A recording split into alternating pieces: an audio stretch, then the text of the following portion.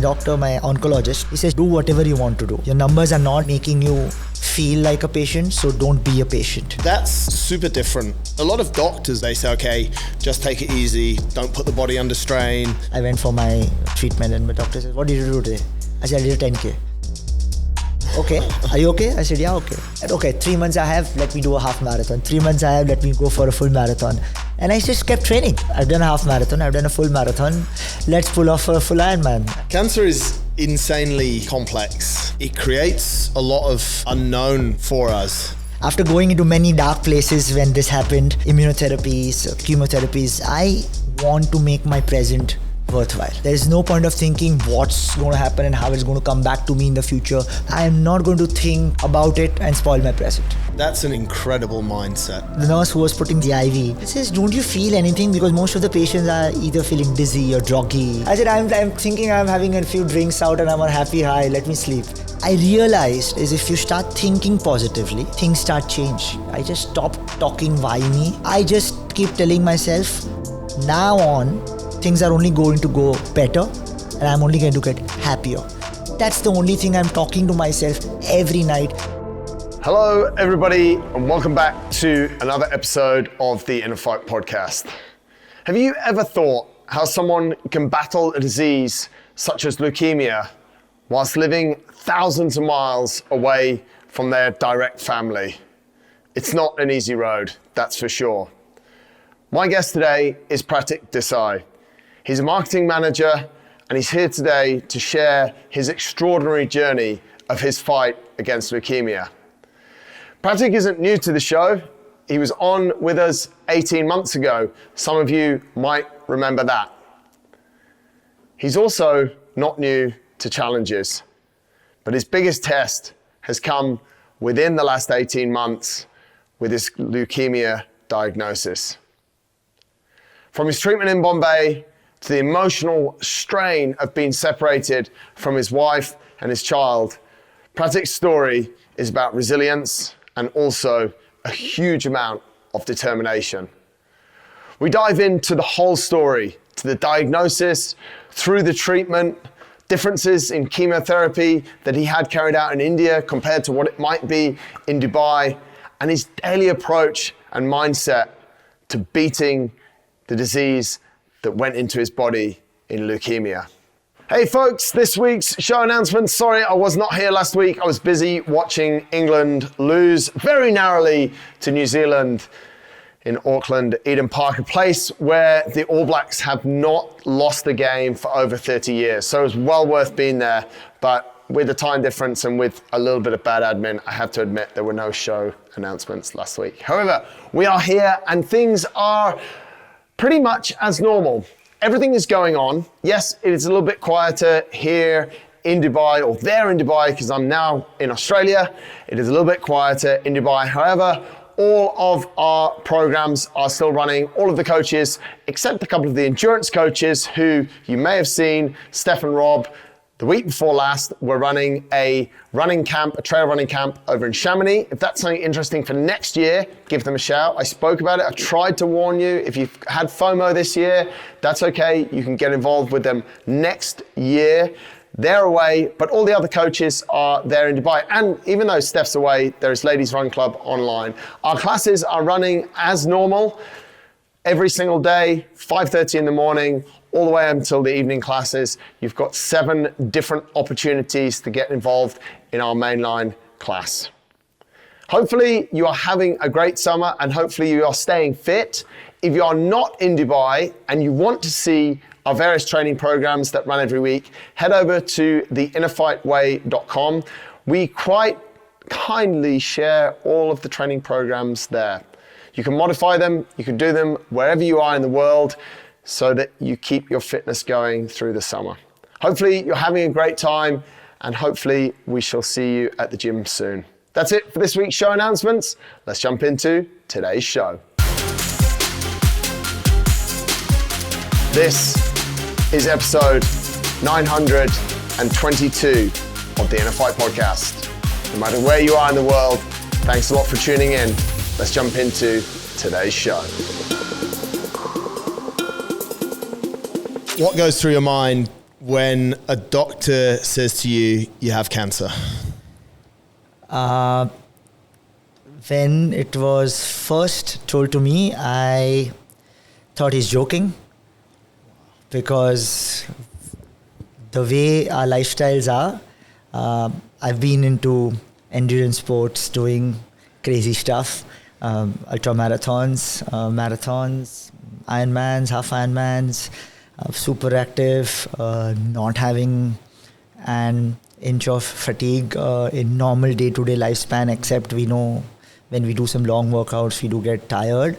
So when I was told, the first thing was something's wrong in the report. You kind of, it can't happen to me, was the first feeling. I got to know this by a small email, because I just went for a routine checkup and it went to kind of a ultrasound followed by a small FNAC test, it's called fine needle aspiration cytology, which took some small random blood sample from a lymph node or a cyst which was behind my ears. And after 24 hours, I just got a report in my hand. I was at a friend's house, probably having a small single malt in my hand, and I'm reading the report, and I said, okay, it didn't say what kind of cancer it had. It just said you have got some kind of cancer. You need to get a biopsy done for further analysis or for further diagnosis to know what kind of cancer it is. So, yeah, I didn't believe it when it happened. You can't believe it? No, never. When that disbelief starts to settle, your mind must speed up. And a lot I just imagine that a lot goes through it. Like, you have a young son, you're young yourself, life is here. And everything has changed with this piece of paper that you've read now probably 20 times. It's a strange feeling. I still kind of get goosebumps, and that whole memory right now, as you mentioned, flashes in front of my eyes. Because at that point of time, see, we men usually always want to have a strong face and handle everything.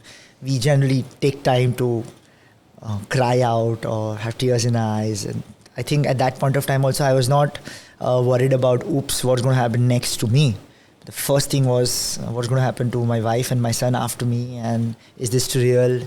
So when this happened, the first thing I did was I just moved out of the room and called one of my very close friend of mine who was a doctor. He is settled in London now, but back then he was in Brunei, and I kind of shared this report with him. And I said, can this be real with me? He says, yeah, these reports don't, they pretty much kind of looks it is. He read the report and he called me and we spoke for 10 minutes. And my wife is saying, what are you doing on a Sunday? Why are you being so harrowed? You don't generally get work calls on a weekend.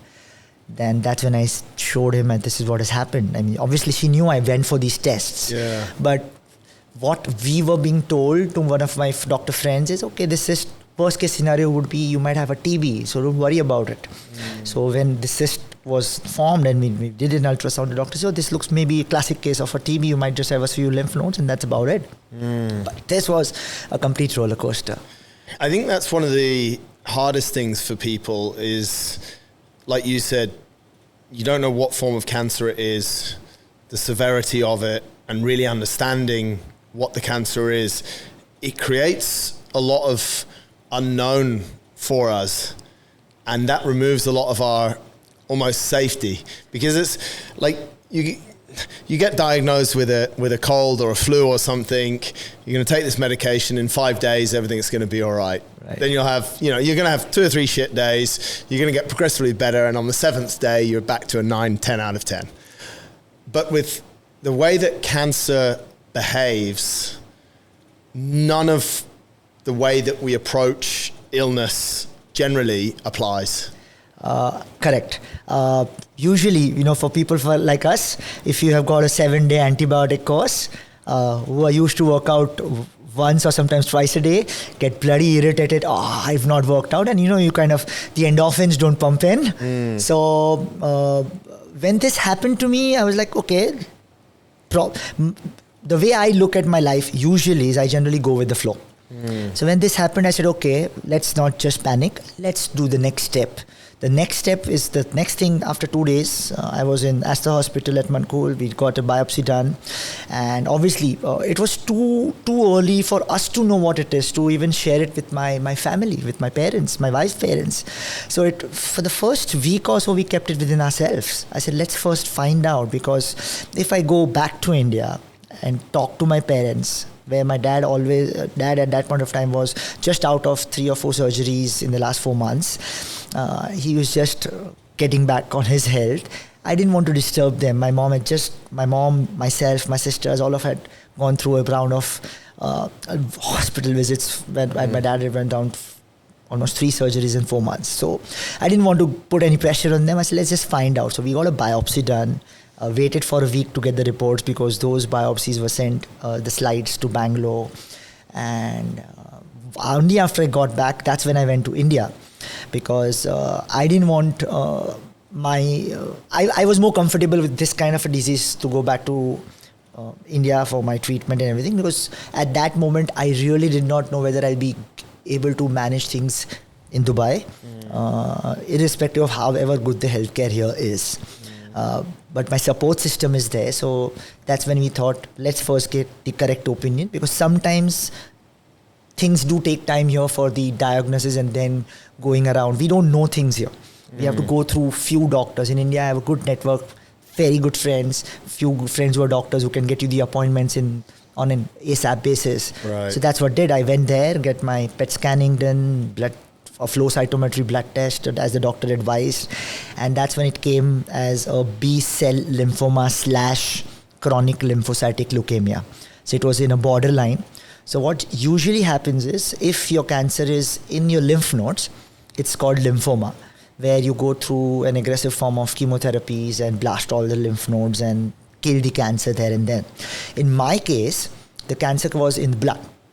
So when the doctor saw the extensive blood report, which is called the flow cytometry, where you are kind of studying even the culture and each tissue of the blood, he said, oh, this is a good cancer to have. And I'm like, what the hell?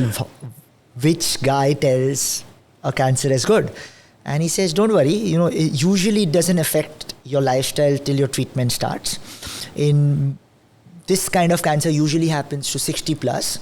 And whenever an old-aged guy comes to us with this kind of a cancer, we put him on a medicine like a thyroid or blood pressure, which he has to take for the rest of his life, right, which kind of kills the bad cells every day, because they multiply from your bone marrow and stuff like that. So you don't worry. Right now, if your numbers are not that aggressive that you need immediate treatment, don't let it affect you. You do what you do. We just need to make your monitor your blood reports every month initially, and then we go ahead and see how it is. I said, okay. At that point of time, many people around me, including me, were all scared because, the cancer word scares you. But my doctor, my oncologist, Mr. Abhay Bhave, was so kind enough to say and calm me down, that he says, really not to worry. Are you feeling any fatigue? Are you feeling tired? And till that moment I was, because it was in the mind, because I could not run, I did not go for my bike rides, nothing. I just shut myself down mentally. He says, don't do that. Do whatever you want to do. Your numbers are not making you feel like a patient, so don't be a patient. Don't surrender yourself. And that kicked in me. He says, come back after a month with your blood reports. So just send me your reports if you're in Dubai. We'll see. If nothing needs to be done, fair enough. So that's how I treated the next 14 months or 15 months. Every 3 months, I would do a blood report, show it to him. I should fly down to India, show it to him. He says, okay, next 3 months, don't do anything. Go and enjoy. So that's how I started thinking positively, thinking I don't have anything. I just had to control a lot of things on my diet, avoid sugar, avoid a lot of junk food, fried food, or you have to be careful on some fruits. Try to eat a lot of fruits and eat food that are not inflammable, and we did a lot of rounds. We also sent out a lot of emails to some doctors in US. We'd gone to US also to find out, because everybody, they said you are on a wait and watch method or a wait and watch mode of cancer until your WBC cells increase to an extent that we need to control them, or your lymph nodes increase to an extent we don't need to worry. And in that span of 14 months, I literally had my neck, right now I could say I have a decent jawline, which I had before as well. The time which we did our last for the first podcast regarding the spine surgery, my whole neck was, if I show you my photograph in September before I started my treatment, I had a big lot of lymph nodes around it. Elephant neck or something. Probably you could say that. And I myself was not liking it. In fact, I started growing a beard so that I don't see myself in the mirror with those that big a neck. So as I stopped shaving and kind of had a beard at that point of time. And if you see that interview, it's a small videos you put, I had a beard back there as well. Yes, you did. So I don't see myself like that. But and in that entire span, I had, 3 months I have, let me do a half marathon. 3 months I have, let me go for a full marathon. And I just kept training. Sports, triathlon, Dubai kept me going. I had my best time of, personal best in Leukaemia. I did my Abu Dhabi marathon. And my doctor said, okay, you have another 3 months. I said, okay, now I've done a half marathon, I've done a full marathon. Let's pull off a full Ironman. And I went ahead and registered for Kazakhstan. And my wife supported me all the way. She said, you want to do that? I said, we don't know how my body is going to react once the treatment starts, once the wait and watch mode changes. Yeah. So till the doctor is letting me do whatever I want to do, I'm going to do it. That's super different from the normal reaction that we see in people. And you said it before, like when people get told, especially with cancer, but with maybe other sicknesses, they immediately become the patient.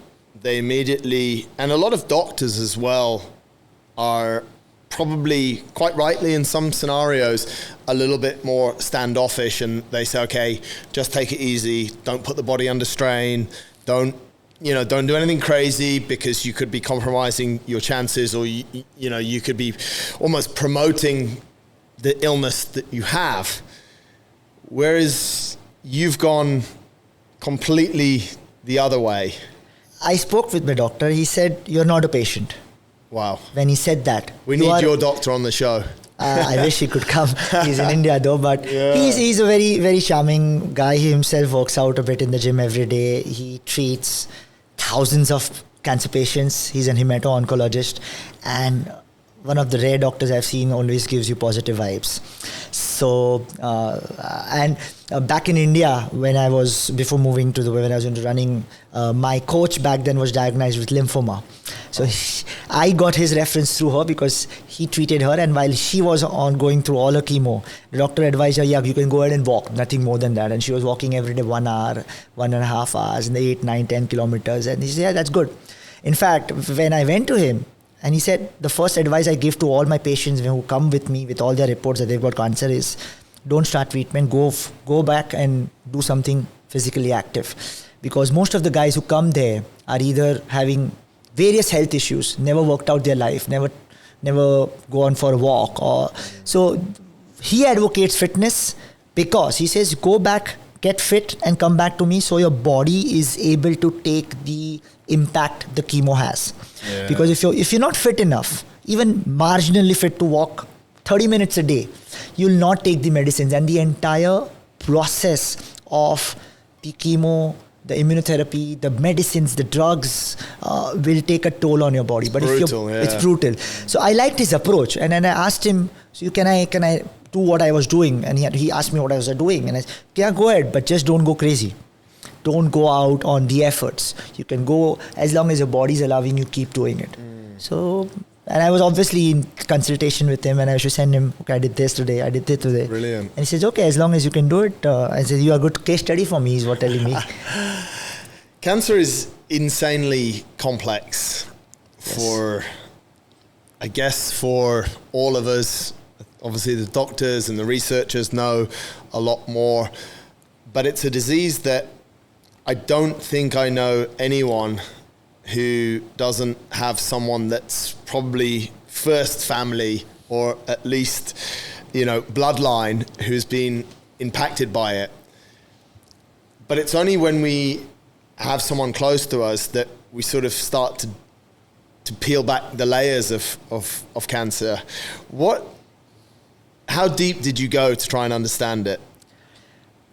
When this news hit, I was like, first of all, I'd just like to ask you a previous question. Yes, I went being a patient for almost 2-3 weeks till I was diagnosed what kind of cancer I had. Yeah. Till I diagnosed and found out which is the oncologist I want to hear and finalize that. That's when I decided I'm only going to listen to this one person, nobody else. Wow. While I was going through this thought process, coming back to this question, I didn't research much. Because as I told you, I'm a very much go with the flow guy. And I knew my wife, my sisters, my mother, my father, everybody around me who cares for me, who loves me, had their own deep researches ready. When such kind of thing happens to you, people around you, everybody wants to give you advices because they think good about you. Yeah. Because they love you, they care for you. As a patient at that point of time, you get bloody irritated. Because you don't want to listen to things. Somebody will say, try alternative medicine. Somebody will try to train your gut. Somebody will try to go to this doctor. I know this doctor. Yeah. Somebody will say, you should try to have every morning this kind of water to digestive. It's in the gut. It's in your blood. So many things. Till that moment, I never knew there were so many kind of cancers. Like today, when you say you don't have anybody closer to your family, the only common kind of cancers we'll hear is a breast cancer or a blood cancer or a lymphoma or a tumor or a brain cancer. But there are more than so many types of cancers. Yeah. There are some which are easy going on you and your system and affecting your life, and some which don't even give you a chance to live for months. So that's the range I'm talking. I'm lucky I was on the lighter side of receiving the cancer. The only loophole or the only bad part about the good cancer, as a doctor says, it's called only as chronic lymphocytic leukemia. So yes, I'm still under treatment, as I told you. Once my treatment ends, I don't know how many years I will be cancer-free till it comes back, but I hope it doesn't come back, or it comes back to a stage where I will only have to just pop a pill every day like the other people, like the norm of this cancer is, if I have the same cancer back. We don't know that. But am I going to worry about that and kind of disturb my present? No. Can I change my past? No. And can I know what's coming into the future? No. So what I've decided after this, after going into many dark places when this happened, and when I was undergoing immunotherapies, chemotherapies back in India, is I want to make my present worthwhile. I want to give the best time to my families, to the people I love, and at the same time enjoy life as much as I can in a very good space of mind. There's no point thinking why and how it has happened. It's done. I can't change it. There's no point of thinking what's going to happen and how it's going to come back to me in the future, when, how hard. Whenever it happens, we will take it at that point of time. Mentally, I don't think I'm going to have a problem with that. Whatever it is, we'll just accept it with open arms. But I am not going to think about it and spoil my present. That's an insane skill and an incredible mindset that a lot of people would listen to what you've just said in the last 2-3 minutes and go, I wish I could do that. I know it's the right thing, but in the heat of the battle, in the heat of the moment, or when I'm on my own, or when I'm not feeling great, all I worry about is the future.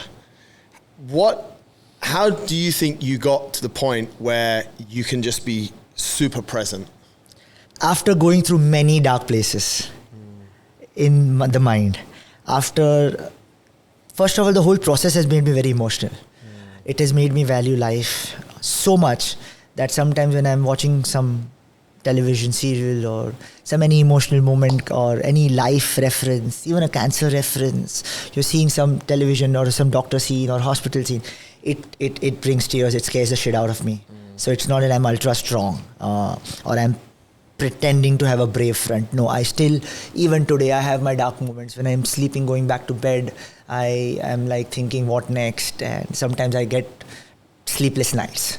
thinking about it. While I was in India for 6 months, whenever I was sleeping alone, I was not getting sleep for the first 2-3 months. I used to keep a lot of Om chanting music next to my bed. It used to go all night long just to calm me down, but I was not getting sleep. So all these moments made me think it didn't help me then, it's not helping me now. So I'm right now just every day I have to pop a pill in the afternoon because I'm still on oral chemo. So I just have that and think I'm just having probably a paracetamol in the afternoon and think about it. I'm not thinking it's anything bad. Yeah, I still get few times a bad headache or some side effects here and there. And when it happened, I used to always text my doctor, I've got this. And he said, okay, you've got a headache, take a headache-related pill. If you've got a fever, take a fever. Nothing is related to your cancer. Don't worry about it. Your cancer medicines I'm giving you. So it's like, fine. Do you think you have to, like you said, you've gone through a lot of dark places in your mind and you've suffered, like, it's tough, isn't it? You said it quite casually, that 6 months with a lot of interrupted sleep is tough. And they're the dark places. Do you think we have to experience those dark places? Well, everybody does experience it in some way or the other. You yourself go to many dark places when you are doing your crazy events, when you are doing your 30 days, 42 marathons. I'm sure you've gone to many dark places where I have not been in spite of me going by treatment. So everybody would be going through some or the other form of dark places, be it in pain, somebody would have some crazy stress of job, somebody would have a crazy stress of their EMIs, somebody would have a crazy stress of not knowing how to put bread on the table in the next month. Yeah. So it's the thought how you take about it, and at the same time how you distract, or I would say cheat your mind to think something, flip it to think something positive and kind of move towards the positivity. Also, earlier when a lot of things were not working more for me, before my treatment started, I was always complaining a lot to God or situation. I was very negative. I was thinking, why is this happening to me? My work is not going anywhere. My health is not going anywhere. I'm not growing. I've been here in 6 years. I see my other friends, they're growing passionately good. They're having their lifestyles and everything. I'm stuck somewhere. And that's in this last 6 months, the more I realize, the more I'm talking and the more I'm cribbing or whining about it, the more it's happening to me. I thought, okay, something happened, I got cancer, fine. What's the worst it can happen after that? This is the rock bottom. Okay, let's fight it out. I was not fighting, I was still whining. Few months down the line, in last year, my dad passed away. And I was like, oh my God, this is the worst. Now, it took time. At that moment was very dark and difficult for me, because at that point of time, I completely forgot I had my issues. Because I was very... I was shaken with no dad to accept that he's no more. I still sometimes can't believe it. I was not so expressive earlier, but now it's coming out of me probably in a different ways than I could think about it. Now, when I was there and I was going through a lot of things all by myself, because my wife was here putting a different front, running the house, taking care of my child. We had a different battle as a family. We can discuss that maybe later. But what I realized is, if you start thinking positively, things start change. That's when I thought to myself, okay, let's just get over this 6 months. Things will change. I just stopped talking why me and how it's thing. I just started probably realizing the power of manifestation, affirmations. And I started doing that. When I was trying to do it, I never knew what to say. I didn't know. I still, till date, I don't want anything specific where I would say, okay, I want this car at the end of a year. I still don't know what I want in the next future life. I just keep telling myself, now on, things are only going to go better and I'm only going to get happier. That's the only thing I'm talking to myself every night whenever I have a bad feeling. No, that bad feeling is over. Now everything's going to get fine. The worst is over. That's the moment I feel getting scared of my life, of not knowing what's in the future after a couple of years. I said, no, let's not think about it. It's going to go well now. It's done. You said that you feel you've become a lot more emotionally aware or emotional over the last sort of 18 months. What do you mean by that? I was very practical, very to the point. While, discussing, talking to my wife, my mother, we have a kind of a long distance relation, right? We speak to her every day with my sisters or whatever, wherever we are talking, there is no emotion in it. We are just talking everything to the point, like how sometimes men do. I still feel I still am there, but now I can understand a pain or an emotion or a feeling with people I care about. Like I have my best friends in India with whom I'm with them since college. They've been like my support. But whenever we used to meet casually, we are just bullshitting around. But when this happened and when I was there, those were the guys who were standing thick and thin. I have some best friends there, and they are right from my college days. They just stood by me, and if it was earlier days, I would never acknowledge him. I would never say, "Oh, thanks, yeah, buddy." You. We would never hug each other like guys out of emotion.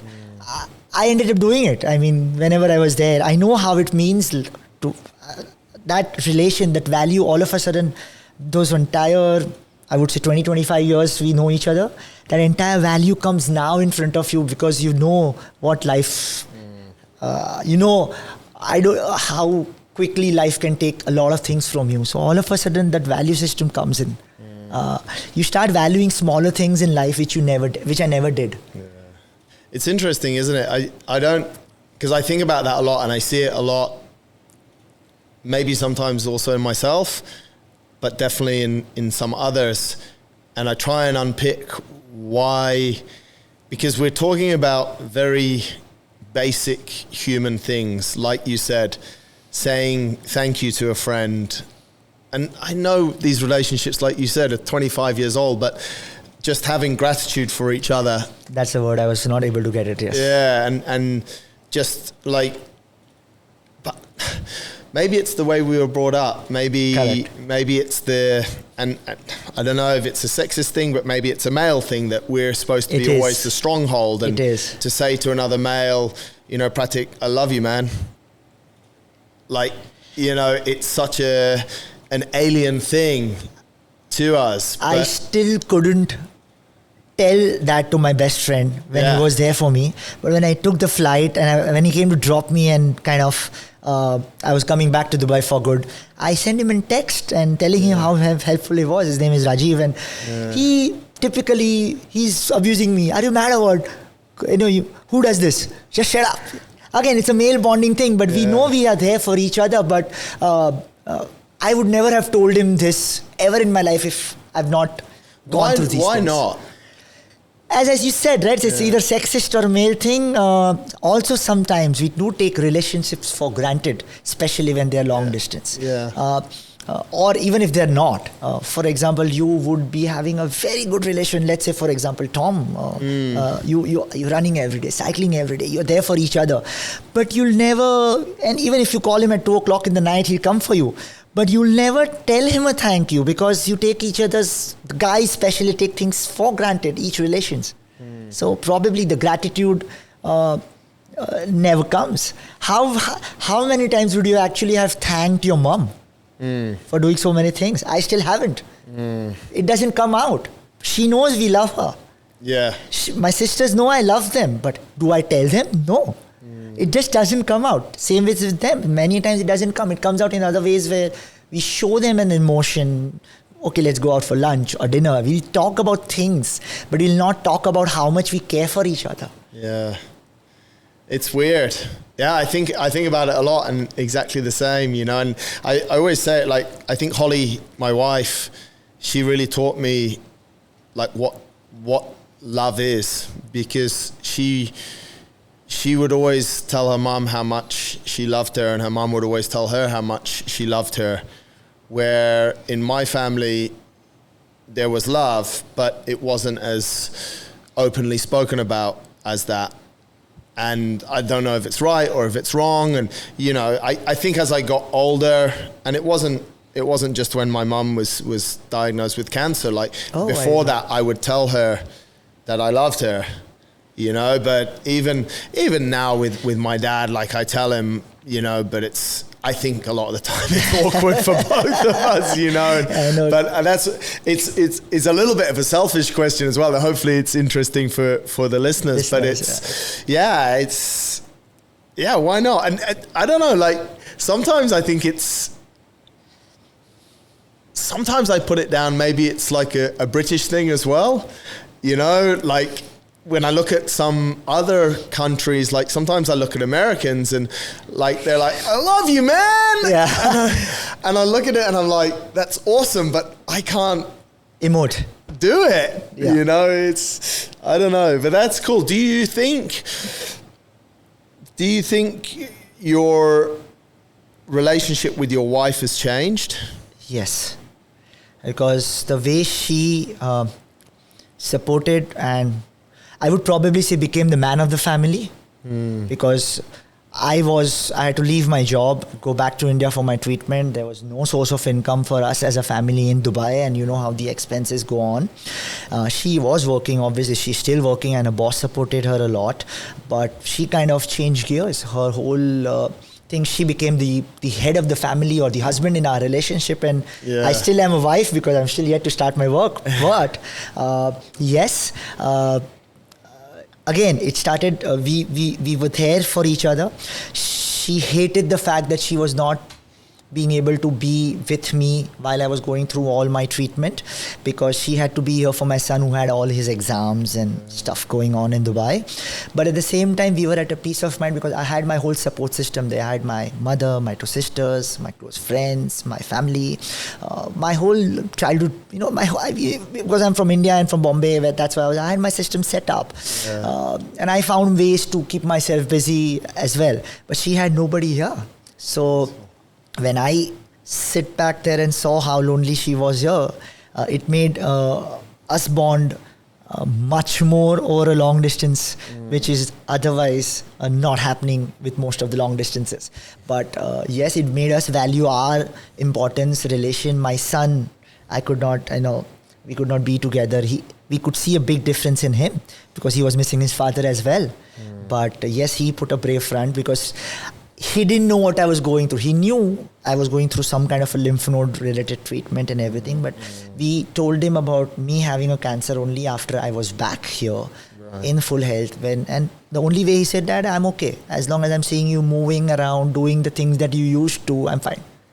So he's okay. He's not, he was a bit shaken when I was not there, because obviously a kid misses his father, like I do now as well. But it made our relations stronger than ever. We are more friends now, or rather best friends to each other. We talk everything that happens every day, which was not happening the earlier time, because we're too practical side, right? Men, we will only highlight the important things. We'll only tell our wives the bullet points of what has happened in the day, and they will tell us in detail. So now I've started telling things in detail, and we have a very healthy discussion every evening, as she'll tell me what's happened in her work, and I'll tell her every day is where all I'm punching to get my work. And yeah. It's so interesting how we behave as humans. We almost need the scare, the crisis, the accident, the cancer to, since my mother passed, I'm probably more emotional. Since my accident, I've changed, and all the things that you're saying, I relate to. It humbles you, right? It humbles you, but then you also think, like, is it age as well? Does age play a role? Does age maybe speed it up? Yeah, probably. The epic word, as they say, right? The midlife crisis hits you. Yeah, maybe. So probably, I don't know whether it's age for me or not, because I don't think much. I usually am a very impulsive, proactive guy. Even while I was going through the treatment, I said, okay, I don't care. What is going to happen. For me, I only thought the medicines will do its work. I can't change a fact about it. I only have to make sure what I don't need to do, which is the don'ts that the doctor says, don't do this, don't do this, don't do this. For the first 2 months, 3 months, I had almost lost 6-7 kilos. The medicines, the back-to-back treatment kind of hit me. I was weak. Then he allowed me to start going for walks and gymming around and a bit of running. And I said, okay, that's fine. So my first cycle was 3 weekends back-to-back of the doses, which went for 5-6 hours of medicines, chemo, immunotherapies, and all different types of drugs going in. And then every month was there. So I kind of took a leaf off. So when this happened to me, I researched a bit who's got it. You find out different Insta handles. And I got to know of a guy called Steve in US. His handle is Remission Man Steve. And he has a book, a small book he had published called My Cancer, My Rules. He's in US, based in Philadelphia. And he got CLL probably 30 years ago when there were not so many medicines. In fact, 30 years ago, if you have cancer, there were only few drugs. Any cancer, you give that drug. Yeah. He, in his life, has gone through probably 50 plus chemos over the period. And when you read his book, he did this thing that he used to finish his chemo and used to go home running. He's done a few, he's a triathlete by the way. Wow. He used to finish his chemo and if he's feeling okay, he used to go back running 5 miles to his house with his wife and his kid on the car. I know I would not be allowed that in India with my mother. So I had I took a leaf out of his book and I had a few friends who were training for their comrades or a full marathon back in Mumbai. They were running their long runs on Saturdays. So I used to go with them and on my 4th injection, which was after my first 3 months, I did a 10K with them, easy pace. And then I went after 2 hours, I went for my treatment and my doctor said, what did you do today? I said, I did a 10K. Okay, are you okay? I said, yeah, okay. The next injection I did 12. So I had 5 injection length, 10, 12, 15, 16, 18. That's how I went off.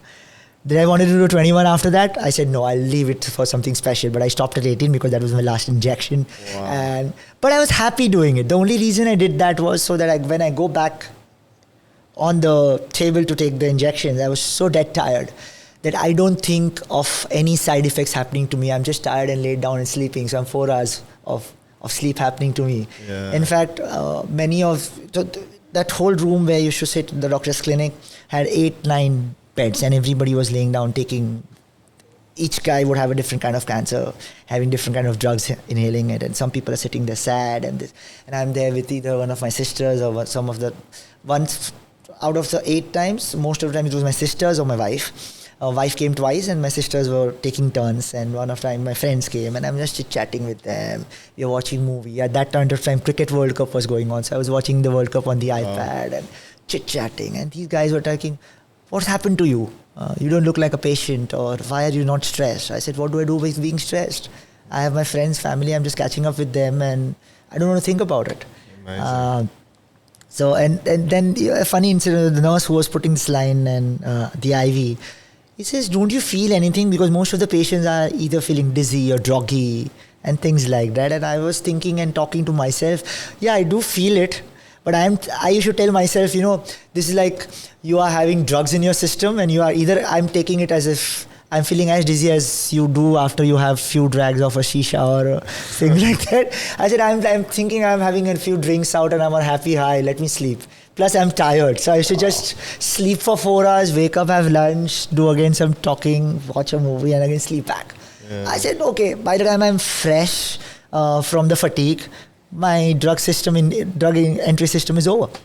So I just found new cheat codes to kind of cheat the system.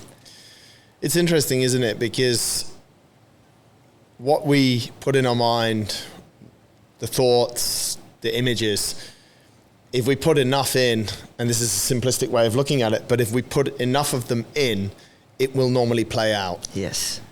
So if we control the input, therefore we can potentially alter the output or impact the output or now I know we can't, in a lot of cases we have to be realistic that if you're in an accident and your arm is off, you can't positively think it back.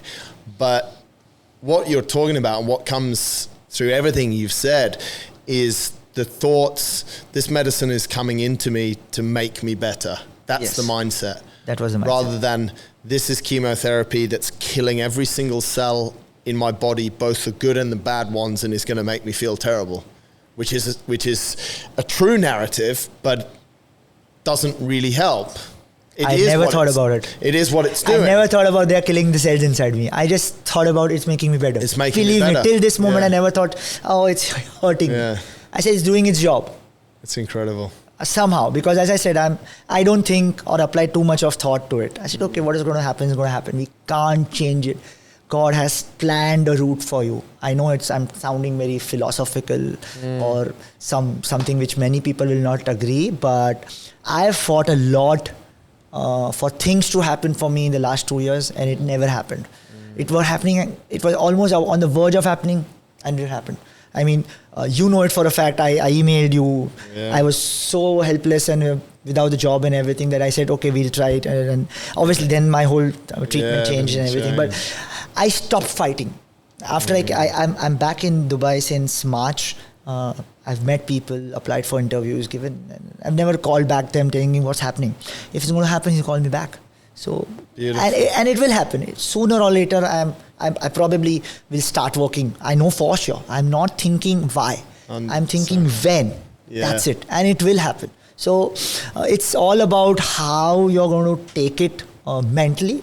Because when this thing happened, when I was without any treatment, when I was just diagnosed with I've got some form of cancer, and when I went out for a bike ride or just a small run, I could not run 2 kilometers. Whereas I knew I have it in me to run a 5-kilometer run. But I just couldn't because I had blocked my mind thinking I'm sick, I'm going to die, or I'm going to, this is the end of my passion of sports.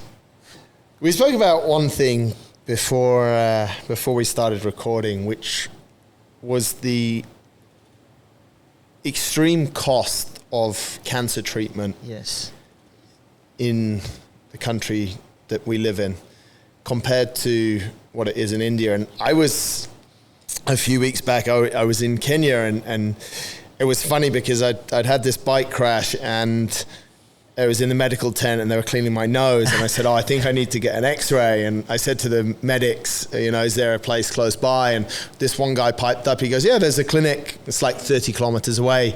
I said, will they do an x-ray? He said, yeah, and it will only cost you $10. And I was like, I said to my friend, I was like, I'm almost inspired to go just for a $10 x-ray, just to have the experience. In the end, it cost me $20, and it was absolutely perfect. It was good enough. The films were good enough. What we see here, and I think also, I mean, it's slightly different in the UK because of the NHS, but we seem to see the cost of medical care for these quite chronic and sometimes life-critical conditions just to be insanely overinflated. Yes. You're now on tablet chemo, which is a fraction of, you obviously get it from your doctors in India, at a fraction of the price that it would be here. My question is, what's your thoughts, maybe from a moral or ethical standpoint, on the disparity in the price of medication that's the same medication across different countries? It's a very lengthy topic, but to sum it up, it's again depends from country to country. This place is filled with expats, and the insurance here is more or less on the grounds of how insurance works in US or UK. Yeah. Where you have to go through a process. Like for example, if it happened to you here, they would first, and if it's not a nosebleed, but you got a kind of let's say we run, right? We know you got a shin split or you got a hairline, you've twisted your ankle and you want to take an x-ray. But here, the doctor will go very slow. He'll say, take 4 days of painkillers, come back to me after 4 days. Then we will think of an x-ray. If the x-ray comes wrong, then we will go for an MRI. Because everything is related to an insurance cost. Because you're paying an insurance premium upfront and then you don't pay anything. Yeah. Which is a good thing in a way if you are having a basic illness, but not a very good thing if you're having something serious like mine. Having said that, when I had my insurance here, I first did a ultrasound, FNAC, biopsy, everything was taken care because the first diagnosis was done. I didn't pay anything, so that was a good thing. But the reason, Now coming back to the system here and coming back to in India, let's say, if you had the same thing as a shin split or ankle sprain and you go to the doctor will straight away say, okay, let's get an ultrasound done, but first I want to get a scan or an MRI. You can go to an MRI clinic, tell them I want to get an MRI done, and then go to a physiotherapist or a doctor and show him there. So your diagnosis and a treatment starts parallelly. Yeah. Because you are paying the cost of it and then claiming it to your insurance. Right. So there the only catch is you're paying money upfront. Right. But you do get a claim of it, even though if it's 70%. But you're not paying anything as a premium every year. Yeah. Also the other thing, the moment you start paying this, moment you start availing the premium, like my biopsy is, let's say you're paying 10,000 dirhams for a medical insurance for a very good policy. Yeah. And you start using them, like I did in my case, I did my MRIs and PET scans and everything. My next year's premium jumped to 18 or 20,000 dirhams because I've utilized so much of it. That's not right. In India, when I'm doing my medical insurance, I pay a yearly premium for a sum of, let's say, 1 million rupees. And I keep paying a small premium on it. Even if I'll give you a small example. I was covered there for 10 lakh rupees of my premium and I had a top-up policy of 90 lakhs. My injection was costing 4 lakh rupees. Now, there was also a scheme there where I, because of Tata's do so much of research and charities and all, I bought one injection, I was getting 3 injections free. So my 4 lakh cost of each injection eventually ended up being 1 lakh cost. So my 8 injection costed, which should have costed, let's say 32 lakhs, costed eventually for me for 4 or 5 lakhs. Now I paid the premium because I paid my premium of policies, which is a very nominal amount as a premium cost for the whole year. I upfront paid the money for the injections and submitted all those bills to my insurance company there. I was paid after 45 days. Right. When I went for a renewal, they charged me only 5% increase on the premium because I've now got a pre-existing disease. Yes. And I claimed for my second injection after my policy renewed next year. I still have that policy for me for my life. Right. Whatever the amount may be. Here I came back and asked for my medical insurance. That 10,000, I went on a policy bazaar. I said my pre-existing disease. The lady called me and said, sir, because your expenses for cancer, which cancer, the highest cancer cost can go to 95,000 dirhams. Your premium will come to 90,000 dirhams per annum. I said, why should I pay you that much? I can pay 10% of it, just fly business class and go to India and get every treatment, come back. She didn't have an answer to that. And they were pitching that policy that will cover your India cost also. But so, that's the difference because I don't know why. Because because UAE is thinking to go on the UK and the American way. Even taking appointments is a pain at times. Not here because we have much more access to the hospitals. Yeah. But so that's the difference. It's tough, huh? Yes. Pratik, having said that, there are initiatives done by the government. Like what I know after I came back, that there's an institute in Alain where they are treating people for cancer at nominal cost. They're giving you free blood tests and things like that. Yeah. I've not explored it because I can manage, but they are helping the people in need when you go to them. So we should not say that it's not the government. Yeah. It's probably the insurance field that needs to overhaul a bit. I'm with you. A show for another time, mate. Yeah. Thank you so much. It's an inspiring story. It's an inspiring mindset. It's taking what could be quite a tough situation and putting an incredible spin on it because of the mindset you have. So I appreciate you. I'll show my emotion to you. I'm really, honestly, very grateful the way that you spoke, and we're looking forward to following the rest of the journey. Yeah, I mean, journey probably have to restart things. Me and my wife are thinking maybe we do something as soon as I'm declared cancer-free by my oncologist. Probably do a 70.3 if possible in November or December as soon. So kind of celebrate it and then see what we do, because I want to take off all my bucket list goals before the cancer comes back, or let's say it doesn't come back, but we don't know that. So probably I want to do a lot of things I don't want to reveal now, but I want to see first how my body takes the half Ironman. I'm sure it'll be great. If you keep your mindset the same, I'm sure the body will be great. Thank you so much. My pleasure, Marcus.